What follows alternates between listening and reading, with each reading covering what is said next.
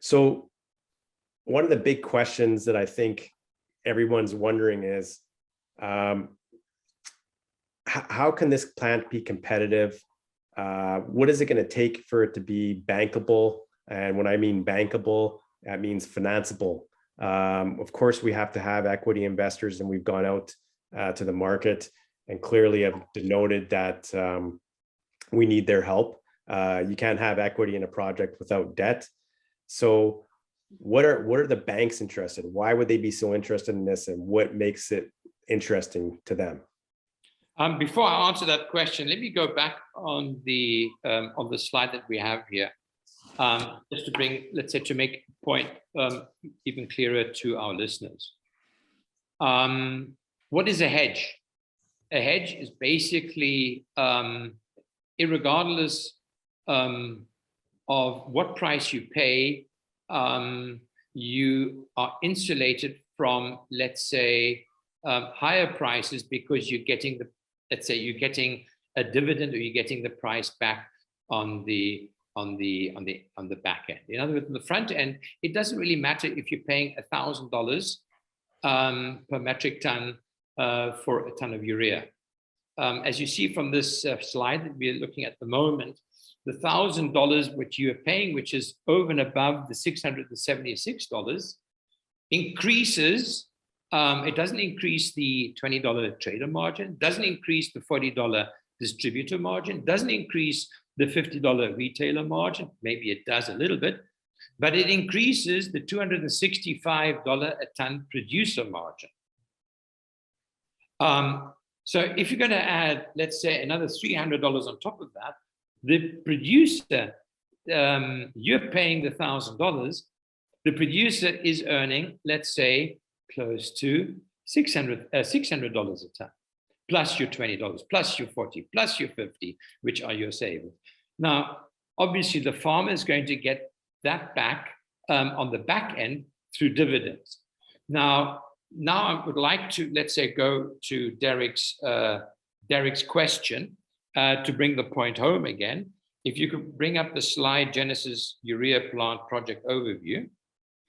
I think Derek has gone, let's say, has gone through that already initially. From a banker's and senior lender point of view, a project like this is very bankable.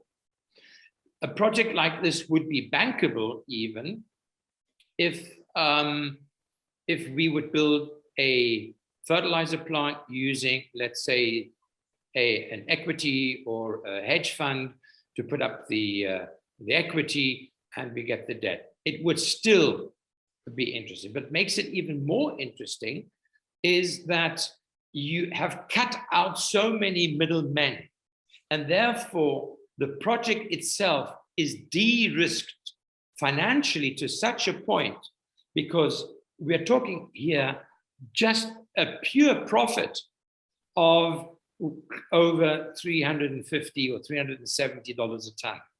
A pure profit, which means there is virtually no financial risk. The risk would be there if the plant breaks down. The risk would be there if farmers tomorrow say, back at this, I'm not going to use urea. The risk is there if there isn't any more a farming heartland in Western Canada. But I mean, this we can all answer ourselves. What does a bank look at? The important factors are Canada is a politically stable environment. In other words, we're not investing in Algeria, we're not investing in Saudi Arabia, we're not investing in Russia, we're not investing, let's say, in a country where you've got political risk. The second issue is you've got proven technology. And this is very important. We are not coming up with something, let's say, technology which hasn't been proven. There is no ways that a European bank would look at something new. They want proven technology.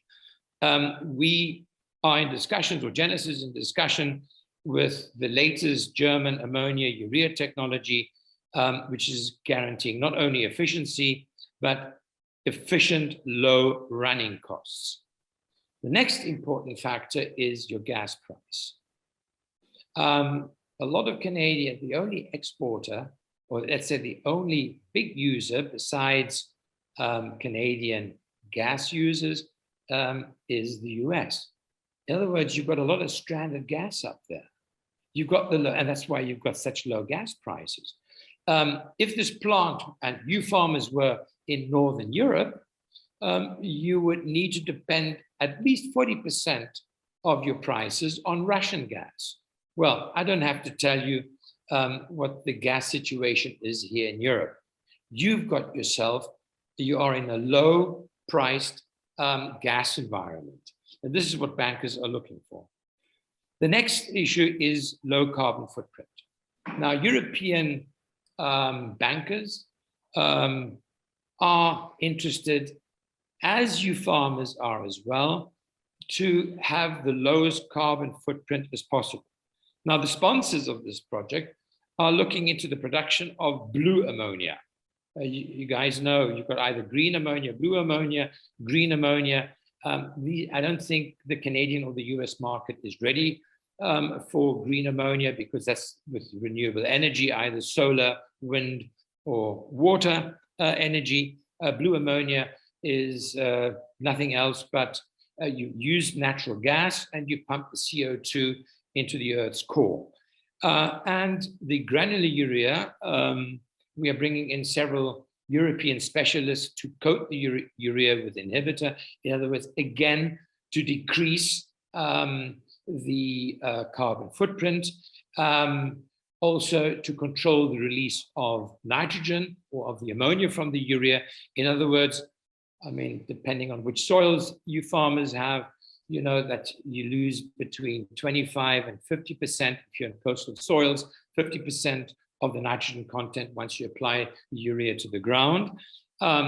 Using an inhibitor, the loss is reduced, let's say, down to anywhere between 5 and 10%.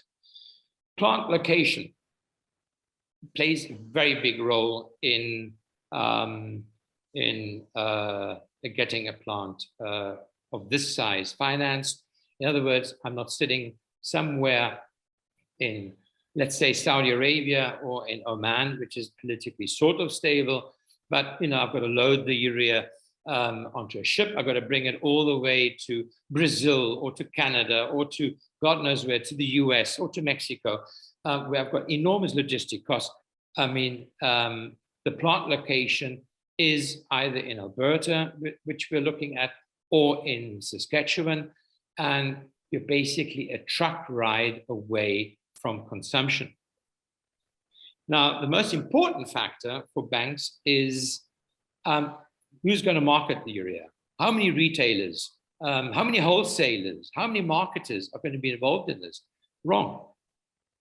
We've got the shortest available value chain. In other words, production direct to grower, direct to farmer. The farmers will be the off-takers. So unnecessary marketers or wholesalers or traders or importers or brokers are just cut out of the value chain. All this will, let's say, add to the bottom line of the plant, de-risk the plant financially, and at the end of the day, the only happy people are the equity investors, being